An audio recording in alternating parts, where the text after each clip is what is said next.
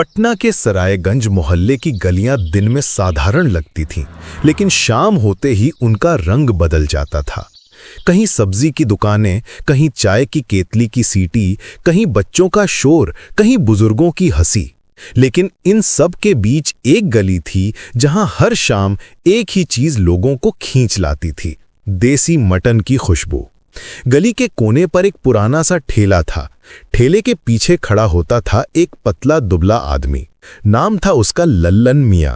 चेहरे पर थकान, आंखों में उम्मीद और हाथों में स्वाद। सुबह का समय था। लल्लन अपने छोटे से कमरे में बैठा था। सामने पुराने बोरसी पर चाय उबल रही थी। कमरा छोटा था, दीवारें टूटी फूटी, लेकिन एक कोने में साफ सुथरी रखी मसालों की डिबियां उसकी दुनिया थीं। बेटा, आज भी बाजार जा रहे हो? हाँ माई, और क्या करेंगे? ठेला नहीं लगाऊंगा तो चूल्हा कैसे चलेगा? तेरे अब्बा होते तो तुझे इस हाल में नहीं देखते। वही तो तुझे देसी मटन बनाना सिखाए थे। हाँ माई, वही तो याद करके ठेला लगाता हूँ। उनका हाथ नहीं, उनका स्वाद अभी भी साथ है। चाय खत्म करके लल्लन झोला उठाता है। वो माँ के पैर छूता है। दुआ करो माई, आज अच्छा दिन निकले। ऊपर वाला तुझे कामयाब करे बेटा। किसी का हक मत मारना, किसी के साथ बुरा मत करना।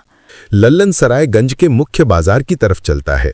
बाजार में शोर है, सब्जी वाले, फल वाले और बीच में कसाई की दुकान। वहीं पर बैठा होता है राम बाबू। बड़े बड़े हाथ, मोटी मूछें और सामने टंगा ताजा मटन। आ गया लल्लन, आज क्या इरादा है?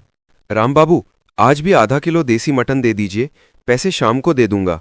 हर बार यही बोलता है, उधार उधार उधार। दुकान कोई तुम्हारी भी चल रही है क्या? एक दिन मेरी भी दुकान चल जाएगी, तब पूरा हिसाब बराबर कर देंगे। राम बाबू थोड़ा रूखा दिखता था, पर भीतर से इतना कड़वा नहीं था। वो एक तरफ से अच्छे टुकड़े निकाल कर देता है। ठीक है, ले जा। लेकिन सुन, अगर आज भी पैसे पूरे नहीं लाया तो कल से मटन नहीं मिलेगा। फिर कोई और तरीका देखना पड़ेगा। ठीक है राम बाबू, आज लोग खुश होकर खाएंगे, पैसे भी आएंगे। मटन लेकर लल्लन अपनी गली की तरफ लौटता है। रास्ते में दूसरे ठेले वाले भी उसे देखते हैं। चाट वाला शंकर, चाय वाला मुन्ना और समोसा वाली काकी। अरे लल्लन, तू रोज मटन ही बेचेगा? कोई दूसरा काम क्यों नहीं करता? मटन में खर्चा ज्यादा, बचत कम। शंकर भैया, देसी मटन ही मेरा सहारा है, यही तो आता है मुझे। आता है कि नहीं पता नहीं, पर अब लोग तेरे ठेले पर ज्यादा दिखने लगे हैं, ये तो साफ है। संभाल के रहियो, जलने वाले बहुत हैं। लल्लन हंसकर चला जाता है। उसे पता नहीं ये बात आगे चलकर सच भी साबित होगी। शाम हो चुकी है। लल्लन ठेला लगाता है कि हवा भी भूखी लगने लगे। गली में रहने वाली चंपी आंटी खिड़की से झांकती हैं, फिर नीचे उतरकर सीधे ठेले के पास आती हैं। अरे लल्लन बेटा, आज तो खुशबू दूर से ही नाक पकड़ के ले आई। जल्दी एक प्लेट देसी मटन बना दे। आंटी थोड़ा सब्र करो, मटन अभी दम पर जा रहा है। 5 मिनट बाद जो प्लेट मिलेगी वो दिल खुश कर देगी। तू हमेशा यही बोलता है, लेकिन मानना पड़ेगा, तेरे मटन में कुछ बात है। इधर 2-3 छोटे बच्चे भी आ जाते हैं। भैया, एक छोटा सा टुकड़ा दे दो ना, बस चखने के लिए। हाँ भैया, हम पैसे नहीं ले पाए, पर बाद में दे देंगे। अरे ओ छोटू सना, तुम लोग तो मेरे मेहमान हो। लो, सबको एक एक टुकड़ा, बस ध्यान से खाना, गरम है। बच्चे टुकड़ा मुंह में डालते ही आंखें बंद कर लेते हैं। थोड़ी देर बाद 4 कॉलेज के लड़के आते हैं। भैया, 4 प्लेट देसी मटन। आज प्रैक्टिकल पास हो गए हैं, सेलिब्रेशन है। मेरे लिए एक्स्ट्रा रस डाल देना भैया। थोड़ा कम पैसे में कर दो ना, हम स्टूडेंट हैं। अरे स्टूडेंट हो तो दिमाग लगाओ, पेट नहीं बचाओ। मैं दाम कम नहीं करूंगा, पर एक एक टुकड़ा एक्स्ट्रा दे दूंगा, चलेगा? बस यही दिल जीत लिया भैया। भीड़ धीरे धीरे बढ़ती रहती है। तभी गली के दूसरे कोने से एक आदमी आता है। वो किसी आम ग्राहक जैसा दिखता है, पर उसके चलने में एक अलग तरह की आत्मविश्वास था। एक प्लेट देसी मटन देना। जी, अभी देता हूं। पर वो वाला हिस्सा देना जो तुम अपने लिए बनाते हो। हैरान होकर आदमी की तरफ देखता है। आपको कैसे पता कि मैं अपने लिए अलग बनाता हूं? जो सच्चा खाना बनाता है वो अपने लिए थोड़ा अलग बनाता है। थोड़ा ज्यादा प्यार, थोड़ा ज्यादा मेहनत। तुम्हारे स्वाद में वो बात है। लल्लन कुछ नहीं बोलता, बस मन ही मन ये सोचता है कि ये आदमी कौन है। वो मसालों में थोड़ा और दम लगाकर मटन की प्लेट तैयार करता है और चुपचाप उसके सामने रख देता है। लीजिए, खाइए साहब, ये वही प्लेट है जो मैं अपने लिए बनाता हूँ। आदमी पहला निवाला मुंह में रखता है। ये सिर्फ मटन नहीं है, ये कहानी है। लल्लन समझ नहीं पाता कि वो क्या कह रहा है। आदमी एक भी और शब्द नहीं बोलता, पैसे देता है, लेकिन पैसे के साथ मेज के कोने पर एक छोटी सी कागज की पुड़िया रख देता है और जाने लगता है। साहब, ये क्या है? जब सही समय लगे तब खोलना। ये कहकर वो चला जाता है। लल्लन पुड़िया उठाकर अपने डब्बे में रख देता है। रात भर सोचता रहता है, पर खोलने की हिम्मत नहीं करता। दिन गुजरते हैं। धीरे धीरे लल्लन के ठेले पर भीड़ बढ़ने लगती है। पहले जो लोग बस सूंघ कर निकल जाते थे, अब रुक कर खाते हैं। चंपी आंटी हर दूसरे दिन 2 प्लेट लेने लगी हैं। कॉलेज के लड़के अपने दोस्तों को भी साथ लाने लगे हैं। लेकिन जहां भीड़ होती है, वहां जलन भी होती है। ठेले से थोड़ी दूरी पर बैठा चाट वाला शंकर, ये लल्लन का मटन अब हमारे धंधे पर भारी पड़ रहा है। पहले जो मेरे चाट खाने आते थे, अब मटन खाने चले जाते हैं। एक रात वो चाय वाले मुन्ना से कहता है, मुन्ना, समझ ले, एक दिन ये मटन वाला हमारी रोजी पर लात मार देगा। कुछ करना पड़ेगा। क्या करेगा? उसका स्वाद अच्छा है, लोग खुद आते हैं। स्वाद अच्छा हो तो भी दुनिया में टांग खींचने वाले बहुत हैं, देखता जा। इधर एक शाम वही रहस्यमय आदमी फिर आते हैं। इस बार ठेले के सामने भीड़ ज्यादा है, पर वो आराम से लाइन में नहीं लगते, एक तरफ खड़े होकर देखते रहते हैं। जब भीड़ थोड़ी कम होती है, वो आगे बढ़ते हैं। कैसा चल रहा है लल्लन मियाँ? आप सब आपकी दुआ से। लोग अब ज्यादा आ रहे हैं, पर मैं अभी भी समझ नहीं पाया आप हैं कौन? समय आने पर बता दूंगा। अभी बस इतना समझो कि तुम्हारा मटन सही दिशा में जा रहा है। उस दिन भी वो आदमी प्लेट खाता है, मुस्कुराता है और चला जाता है। लल्लन के मन में सवाल और बढ़ते जाते हैं। एक दिन शहर से एक नई लड़की गली में आती है। ये लल्लन का देसी मटन कहाँ मिलता है? सोशल मीडिया पर बहुत नाम सुना है। उधर भैया का ठेला है, चलिए हम दिखाते हैं।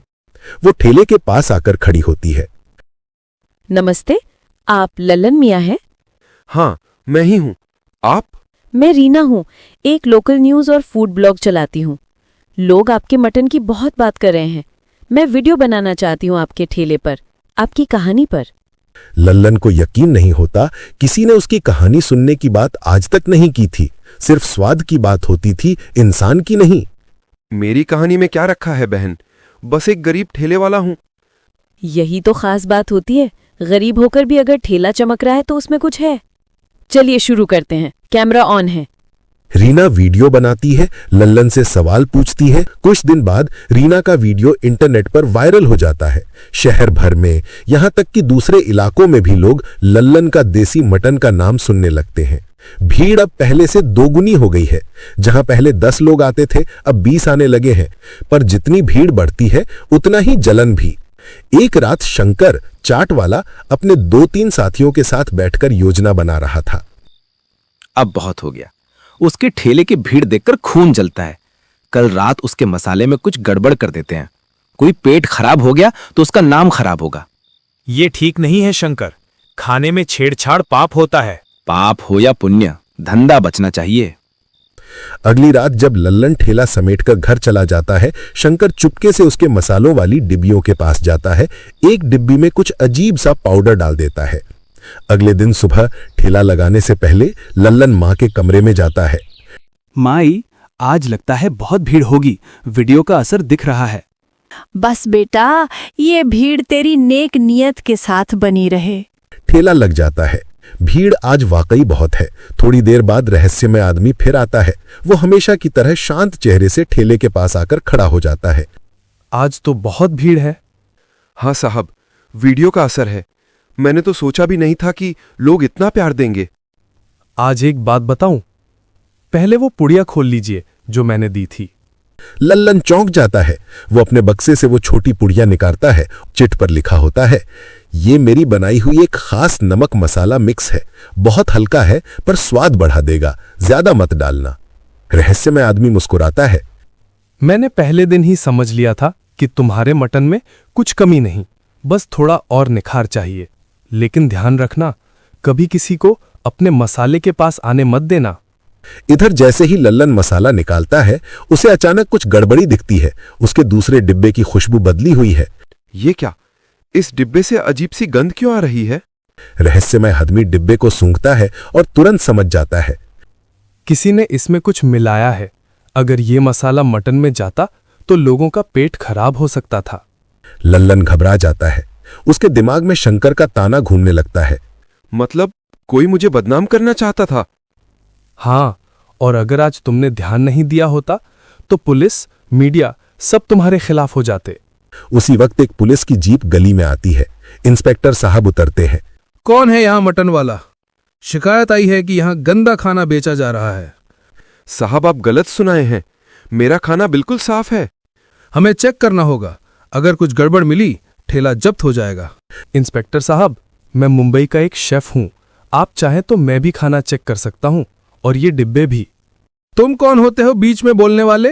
मेरा नाम कबीर है, मुंबई के जायका एम्पायर होटल चेन से 2 बार नेशनल लेवल पर अवार्ड भी मिल चुका है। आप चाहे तो गूगल कर सकते हैं। वो मोबाइल में नाम सर्च करता है। उसे सच दिखता है। ठीक है, अगर तुम शेफ हो तो तुम भी चेक कर लो। ये जो एक डिब्बा है, इसमें छेड़छाड़ हुई है, लेकिन ये मटन में डाला नहीं गया। खाना साफ है। अगर आप गली वालों से पूछेंगे तो आपको पता चलेगा कि लोग इस मटन को कितना पसंद करते हैं। चंपी आंटी तुरंत आगे आती है। इंस्पेक्टर साहब, ये ललन हमारा बेटा जैसा है। सालों से खा रहे हैं इसका मटन। एक बार भी किसी को परेशानी नहीं हुई। झूठी शिकायत होगी। कॉलेज के लड़के भी आगे आ जाते हैं। हाँ साहब, अगर आप खाना चखना चाहें तो हम अभी पैसा देकर आपके लिए भी प्लेट मंगवा देते हैं।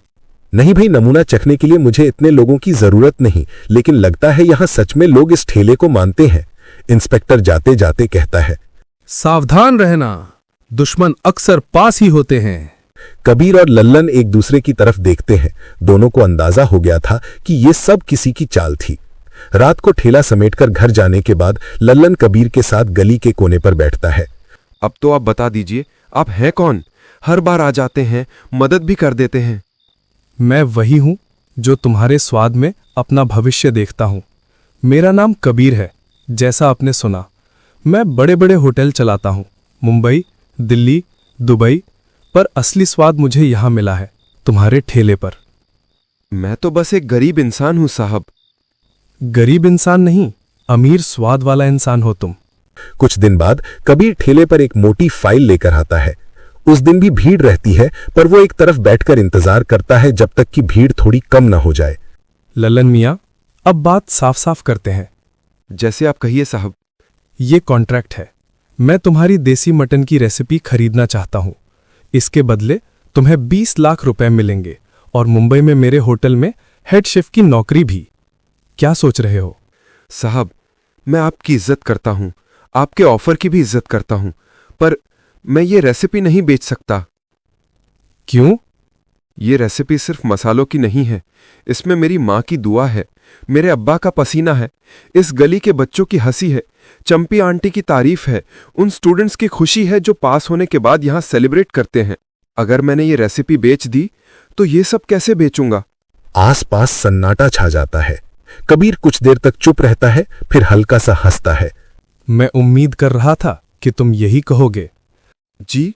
अगर तुम रेसिपी पैसों के लिए बेच देते तो मुझे यकीन हो जाता कि ये रेसिपी सिर्फ स्वाद की है, भावना की नहीं। लेकिन तुमने बता दिया, ये मटन तुम्हारे लिए सिर्फ व्यापार नहीं, जिंदगी है। कबीर फाइल बंद करता है, फिर दूसरी पतली फाइल निकालता है। ठीक है, अब दूसरा प्लान सुनो। ये नया कॉन्ट्रैक्ट है। इसमें रेसिपी तुम्हारी ही रहेगी, ठेला भी तुम्हारा ही रहेगा, मोहल्ला भी तुमसे नहीं छीना जाएगा। मैं बस तुम्हारे ठेले को ब्रांड बनाऊंगा। मतलब नाम रहेगा लल्लन्स देसी मटन, टेस्ट ऑफ बिहार। मैं पैसा लगाऊंगा, तुम्हारे ठेले को साफ सुथरा बड़ा मजबूत बनवाऊंगा। मेन्यू प्रिंट होगा, पहचान बनेगी। दूसरे शहरों में भी दुकानें खुलेंगी, लेकिन हर जगह तुम्हारा नाम और तुम्हारा हिस्सा होगा। तुम मालिक होगे, सिर्फ रसोइया नहीं। पर साहब, मैं तो पढ़ा लिखा भी नहीं ज्यादा, कॉन्ट्रैक्ट कैसे समझूंगा? तुम्हारे लिए मैं सब कुछ साफ साफ हिंदी में लिखवाऊंगा, और अगर चाहो तो वो रीना पत्रकार जिसने तुम्हारे बारे में वीडियो बनाया था वो भी देख लेगी। अगर वो कहे कि सब ठीक है तभी साइन करना। रीना भी वहीं पास खड़ी थी, कैमरा हाथ में। कबीर की बात सुनकर आगे बढ़ती है। मैं देख लूंगी ललन, अगर एक भी लाइन गलत लगी तो सबसे पहले मैं ही रोड पर शोर मचा दूंगी। सभी हंस पड़ते हैं, माहौल हल्का हो जाता है, पर दिलों में गहरी बात बैठ जाती है। कुछ हफ्तों बाद सरायगंज की वही गली, वही जगह, बस अब ठेला थोड़ा बड़ा, थोड़ा साफ, ऊपर एक नई चमकती नेम प्लेट। नेम प्लेट पर लिखा होता है लल्लन्स देसी मटन, द स्वाद ऑफ बिहार। माँ एक कुर्सी पर बैठी हैं, चेहरे पर गर्व है। चंपी आंटी आज 2 प्लेट की जगह 4 प्लेट ले रही हैं। कॉलेज के लड़के अपने नए जूनियर्स को लेकर आए हैं। बच्चे अब भी वही हैं, पर अब उनके लिए अलग से फ्री टेस्टर लिखा एक छोटा सा कटोरा रखा रहता है। शंकर चाट वाला दूर से ये सब देखता है। एक दिन हिम्मत करके वो लल्लन के पास आता है। लल्लन, जो पहले मैंने किया वो गलत था। मैंने तेरे मसालों में छेड़छाड़ करवाई, लेकिन तूने मुझे पकड़ा नहीं, पुलिस को भी नहीं पकड़ा दिया। क्यों? क्योंकि अगर मैं भी वही करता जो तूने किया तो मेरे देसी मटन की इज्जत गिर जाती। तू गलत था, पर मैं अपने हाथ साफ रखना चाहता था। तू बड़ा आदमी है रे। अगर कभी चाहिए हो तो मैं तेरे यहां चाट का काउंटर चला लूंगा, तेरा छोटा पार्टनर बन जाऊंगा। चल, कल से ठेले के बगल में तेरा चाट काउंटर लगेगा। लोग मटन भी खाएंगे, चाट भी खाएंगे, दोनों का घर चलेगा। कबीर दूर से ये सब देखकर मुस्कुराता है। उसके लिए ये सिर्फ एक बिजनेस नहीं था, ये एक सबूत था कि असली स्वाद वहीं से आता है जहां दिल साफ हो, हाथ मेहनती हो और दिमाग ईमानदार। सोनबरसा गांव में सुबह की हवा में 2 चीजें हमेशा तैरती थीं, धान की नमी और किसी न किसी चूल्हे से उठती मसाले की महक। पर बद्री यादव के घर से जो खुशबू उठती थी वो अलग थी, थोड़ी तीखी, थोड़ी मिट्टी जैसी और पूरी की पूरी मटन वाली। गोलू छोटा था तब भी उसको पढ़ाई से ज्यादा ये देखना पसंद था कि कढ़ाई में प्याज कब सुनहरा होता है और मसाला कब खुल के बोलता है। माई, बाबूजी मटन बनाते हैं तो इतना खुशबू क्यों आता है? काहे कि वो मटन नहीं बनाते बेटा, वो इज्जत बनाते हैं। बस खाया नहीं जाता, याद बनकर रह जाता है। गोलू के लिए मटन सिर्फ खाना नहीं रहा, वो एक सपना बन गया, और सपना आदमी को कभी चुप नहीं बैठने देता। अब गोलू 25 का हो गया था। आंखों में सपना वही था, पर घर की छत टपकने लगी थी, बहन की फीस रुकने लगी थी, और बद्री यादव का वही पुराना उसूल, मटन घर का चीज है, बाजार का नहीं। एक शाम चूल्हे पर लोहे की कढ़ाई चढ़ी थी, घी में प्याज उतर रहा था और बद्री यादव सिल पर मसाला कूट रहे थे। बाबूजी, आपके मटन का नाम पूरे ब्लॉक में है, एक छोटा सा ढाबा खोल लेते, हम भी कुछ आगे बढ़ेंगे। आगे बढ़ना है तो पढ़ लिख के बढ़ो। मटन बेच के कौन राजा बना है? राजा नहीं, पर घर में छत टपकती है, बहन की पढ़ाई रुक रही है, माँ की दवा। बाबूजी, स्वाद तो भगवान का दिया है, बस इस्तेमाल कर लें। बद्री यादव ने मुंह कड़ा किया, तभी सरसों देवी बीच में आ गई। अरे बद्री, लड़का ठीक कह रहा, स्वाद तो अपने घर के हाथ में है, पैसा किसी का गुलाम नहीं होता। बद्री यादव ने मसाला पत्थर पर पटका, धप। बस ज्यादा बोल मत, मटन घर में बनेगा और घर में खाया जाएगा, बात खत्म। गोलू चुप हो गया, लेकिन चुप्पी के अंदर उसका सपना और तेज जल। ठेकेदार टाइप आदमी, पैसा भी और बातों में घमंड भी। शादी में मटन बना, पर स्वाद फीका, लोग खाकर बस करके रह गए। अरे बद्री यादव का मटन होता तो मजा आ जाता। ये सुनते ही लाला का चेहरा लाल हो गया। वो चौपाल पर आकर बोला, अरे बद्री यादव, इतना नाम है तो एक दिन मेरे सामने बनाकर दिखा दे, मैं भी देखूं तुम्हारा देसी जादू। चौपाल पर सन्नाटा। बद्री यादव कुछ बोलने ही वाले थे कि गोलू उछल पड़ा। लाला जी, चैलेंज मंजूर, कल शाम हाट के पास आप मटन लाना, मसाले हम लाएंगे। गोलू तू चुप। बाबूजी, एक बार मौका दीजिए, अगर हम हार गए मैं खुद कहूंगा, ढाबे का नाम भी नहीं लूंगा। ठीक है, भीड़ बुना लेना, हारोगे तो याद रहेगा। लाला चला गया, पर घर लौटते वक्त बद्री यादव का चेहरा ऐसा था जैसे आसमान में बादल नहीं, गुस्सा भरा हो। रात में घर का माहौल भारी था। सरसों देवी चुपचाप चावल बीन रही थी और गोलू आंगन में बैठा हवा में मसाले की गंध खोज रहा था। इज्जत खेल नहीं है बेटा, मटन में दिल लगता है, हाथ कांपा तो स्वाद मर जाएगा। हाथ में ही कांपेगा बाबूजी, बस आप एक बार बताइए, मटन में असली बात कहाँ से शुरू होती है? बद्री यादव ने पहली बार सिखाने वाला चेहरा किया। शुरुआत प्याज से नहीं, आंच से होती है। आंच तेज होगी तो प्याज जलेगा, धीमी होगी तो पक के रोएगा। मध्यम रख और धैर्य रख। और मसाला? मसाला कूटना नहीं, जगाना पड़ता है। धनिया तभी बोलेगा जब जीरा उसे थपकी देगा, और लाल मिर्च वो तो गुस्सा है, ज्यादा डालोगे तो रिश्ता टूट जाएगा। गोलू हंसा पर सीख मन में बैठ गई। फिर बद्री यादव संदूक के पास गए और एक पुराना कपड़ा निकाल लाए। ये मेरे बाबूजी का गढ़वा मसाला बहुत कम बचा है, इसे तभी इस्तेमाल करते हैं जब लड़ाई बड़ी हो। आप मुझे दे रहे हैं? मैं नहीं दे रहा, परंपरा दे रही है। कल गड़बड़ नहीं होनी चाहिए। अगली शाम हाट के पास भीड़ ऐसे जुटी जैसे मेला हो। किसी के हाथ में प्लेट, किसी के हाथ में लोटा, और सबकी आंखें कढ़ाई पर।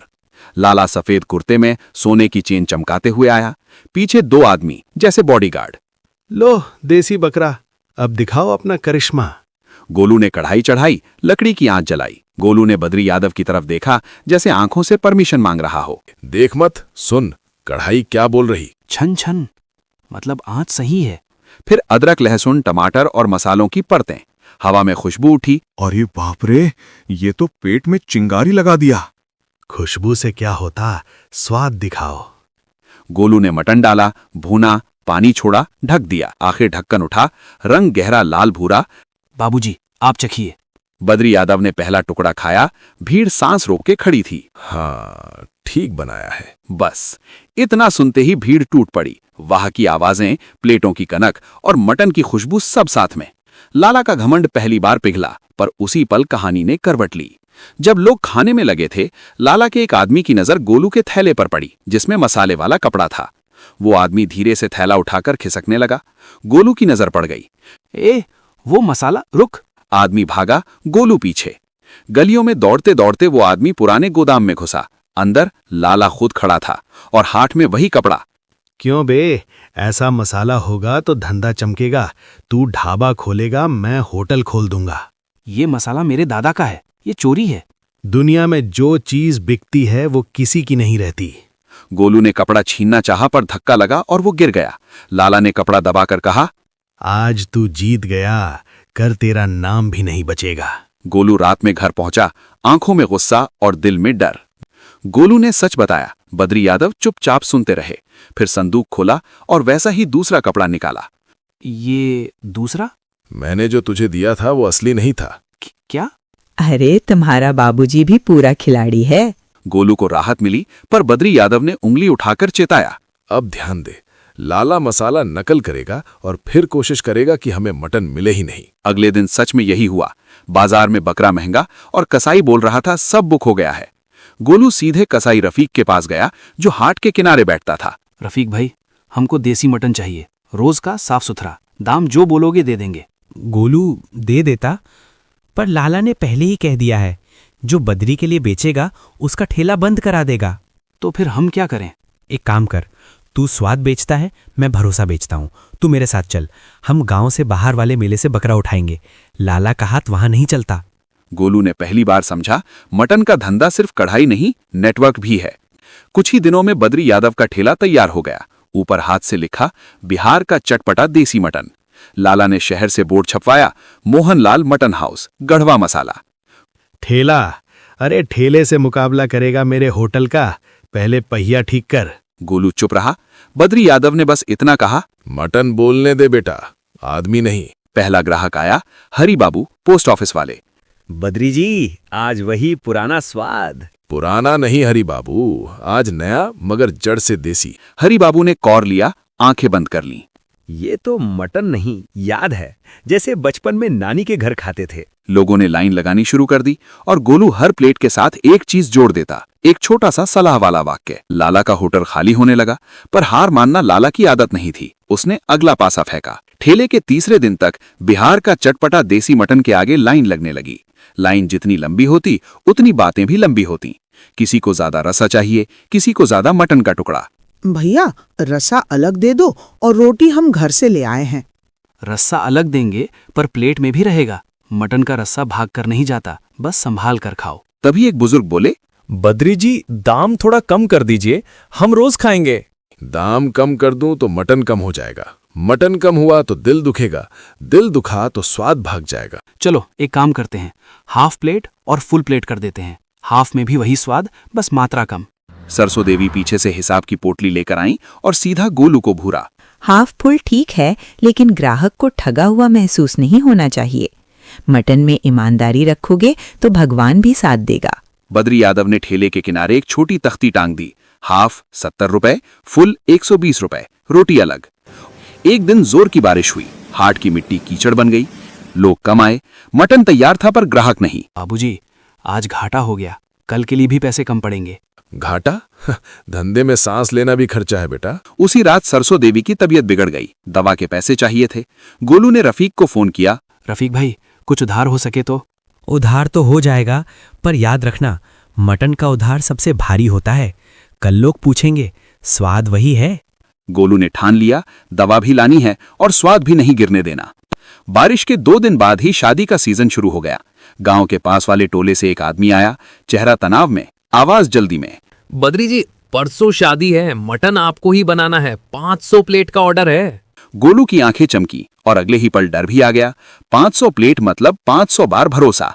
बाबूजी, हम कर पाएंगे, ठेला है, होटल नहीं। ठेला छोटा है पर हाथ बड़ा है, बस व्यवस्था बना। सरसों देवी ने तुरंत हिसाब निकाला। 500 प्लेट में मटन कितना लगेगा, मसाला कितना लगेगा, लकड़ी कितनी लगेगी और मेहनत कितनी लगेगी, ये सब लिखो।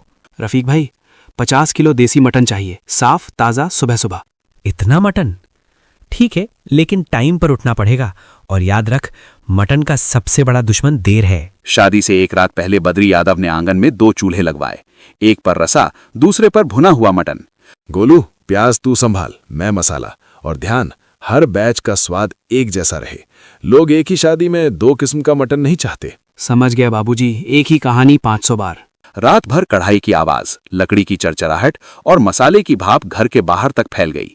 अरे, बद्री जी के घर से तो आज शादी वाली खुशबू आ रही। सुबह होते होते बद्री यादव की आंखें लाल थीं, पर हाथ स्थिर। शादी वाले दिन जब पहली प्लेट निकली, हरी बाबू भी वहां थे। बद्री जी, आज तो रिकॉर्ड बनेगा। भीड़ ने मटन चखा और एक ही आवाज आई, वाह। अरे, ये तो ठेले से भी ज्यादा तगड़ा निकला। 500 प्लेट खत्म होते होते ऑर्डर देने वाला आदमी हाथ जोड़कर बोला, बद्री जी, आप नहीं होते तो शादी फीकी रह जाती। अब से हमारा मटन आप ही। गोलू ने पहली बार महसूस किया, ठेला अब सिर्फ ठेला नहीं रहा, वो नाम बन रहा था। और शायद यही देखकर लाला की जलन फिर से जागी। अगले ही दिन उसने इंस्पेक्टर वाला तीर चलाया। अगली सुबह ठेला खुला ही था कि एक जीप आकर रुकी। एक इंस्पेक्टर उतरता है, कड़क वर्दी, कड़क मूंछ। कौन है यह मालिक? लाइसेंस दिखाओ। सफाई कहाँ है? हाथ धोने का पानी? गोलू समझ गया कि ये लाला की सेटिंग है। लाला दूर से मुस्कुरा रहा था। सर, पानी है, साबुन है, लाइसेंस के लिए आवेदन कल ही दिया है। आप बताइए, क्या कमी है? कमी तो बहुत है, और कमी भरने के लिए चाय पानी भी चाहिए। इंस्पेक्टर साहब, चाय पिला देंगे, पानी पिला देंगे, पर पैसा नहीं देंगे। हम मटन में मिलावट नहीं करते तो काम में भी नहीं करेंगे। तो ठेला बंद समझो। भीड़ जो लाइन में खड़ी थी वही आगे आ गई। अरे साहब, बद्री जी का मटन साफ रहता है, इनके हाथ में गंदगी नहीं। आप ऐसे क्यों बोल रहे? हरी बाबू ने भी आवाज लगाई। इंस्पेक्टर जी, मैं पोस्ट ऑफिस वाला आदमी हूँ।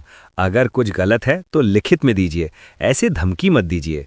इंस्पेक्टर थोड़ा घबराया। ठीक है, आज छोड़ रहा हूँ, पर नियम पूरा करो। जीप चली गई। उसी हफ्ते पटना से फूड ब्लॉगर गांव आया। नाम था अमन, कैमरा बड़ा, बात और भी बड़ी। भैया, सुना है यहाँ ठेले वाला मटन वायरल हो रहा है, सच है क्या? वायरल हम नहीं जानते भाई, बस देसी मटन है, खाओ तो बोलो। ठीक, पर एक शर्त, आप बनाते वक्त सब बताओ, लोग प्रोसेस देखना चाहते हैं। प्रोसेस? सुनो, प्याज को जलाओ मत, मटन को डराओ मत और खाने वाले को लूटो मत, बस। ब्लॉगर हंस पड़ा। कैमरा ऑन हुआ। सर, ये गढ़वा मसाला क्या है? नाम का मसाला है। असली मसाला तो सब्र है, और सब्र मोबाइल में नहीं, कढ़ाई में लगता है। व्लॉगर ने मटन चखा, आंखें चमक गईं। भैया, ये तो है बवाल, प्लेट में बिहार। पटना वाले व्लॉगर का वीडियो चल पड़ा। 2 दिन बाद ही एक कॉल आया, पटना फूड फेस्ट के आयोजक का। गुलू भाई, देखो ये मौका बड़ा है, फेस्ट में हजारों लोग आएंगे, आप लोग एक स्टॉल लगाओ, नाम चमकेगा। भाई, हम गांव वाले हैं, इतना बड़ा काम संभल पाएंगे? संभलेगा तो मटन ही, हम बस हाथ सही रखेंगे। रात भर तैयारी चली। और सुनो, शहर में दाम बढ़ा देना, पर दिल छोटा मत करना। ग्राहक वही है, बस कपड़ा नया है। सुबह सुबह बस पकड़ी। कढ़ाई को बोरे में बांध कर रखा गया, जैसे कोई दुल्हन जा रही हो। बाबूजी, पटना पहुंचकर अगर लोग चटपटा बोलकर ज्यादा मिर्च मांगे तो हम बोलेंगे, चटपटा चाहिए तो पहले पानी पास रखो, मटन से लड़ाई नहीं, दोस्ती करो। पटना में फेस्ट का मैदान चमक रहा था। उनका स्टॉल लगा बिहार का चटपटा देसी मटन। भैया कैमरा ऑन है, आज तो टूटेगा। भीड़ आई, पहले 10 प्लेट, फिर 50, फिर 100। भैया ग्रेस क्या? अच्छा रस्सा, रस्सा मिलेगा, बस प्लेट संभाल के। दोपहर होते होते एक दिक्कत आ गई, मसाला खत्म होने लगा था। बाबूजी मसाला बस 2 बैच का बचा है। बद्री यादव के माथे पर पहली बार चिंता आई, तभी पीछे से एक आवाज आई, मैं मदद कर दूं? सब चौंक गए। लाला भी पटना आ गया था, पर इस बार मुकाबला करने नहीं, सीखने। मैंने कल रात खुद मसाला कूटा है, वही अनुपात जैसे आप बताते थे। अगर मंजूर हो तो। मंजूर है, पर ध्यान रहे मसाले में हाथ नहीं, नीयत डालना। लाला ने मसाला दिया, गोलू ने बैच बनाया। खुशबू उठी तो फेस्ट के दूसरे स्टॉल वाले भी खिंचे चले आए। ये कौन सा स्टॉल है? ये तो सबसे तगड़ा लग रहा है। शाम तक सोल्ड आउट का बोर्ड लग गया। बद्री यादव ने बस इतना कहा, देखा बेटा, जब मटन ईमान से बनता है तो शहर भी गांव जैसा हो जाता है। लाला ने भी मसाला नकल किया, बोर्ड चमकाया, होटल सजाया, पर स्वाद फिर भी खाली था। एक रात लाला के होटल में उसकी बूढ़ी माँ आई। उसने कौर खाया और चुप हो गई। माई कैसा है? होटल तो बढ़िया चलाना है। माँ ने धीरे से कहा, बेटा मटन में मसाला है, पर हाथ में अपनापन नहीं। लाला के दिल में ये बात चुभ गई। उसी रात वो बद्री यादव के घर पहुंचा। माफ कर दीजिए बद्री जी, मैंने गलत किया। मसाला लौटाने आया हूं और सीखने भी। लौटाने? वो तो नकली था। तो असली कहाँ है? असली मसाला संदूक में नहीं, आदमी के स्वभाव में रहता है। मुझे भी सिखा दीजिए। मैं पैसा वाला हूं पर दिल खाली है। सिखाऊंगा, पर शर्त अब मटन को धंधा नहीं, सेवा समझेगा। कसम। कुछ महीनों में ठेला दुकान बन गई, दुकान ढाबा बन गई और बिहार का चटपटा देसी मटन एक नाम बन गया।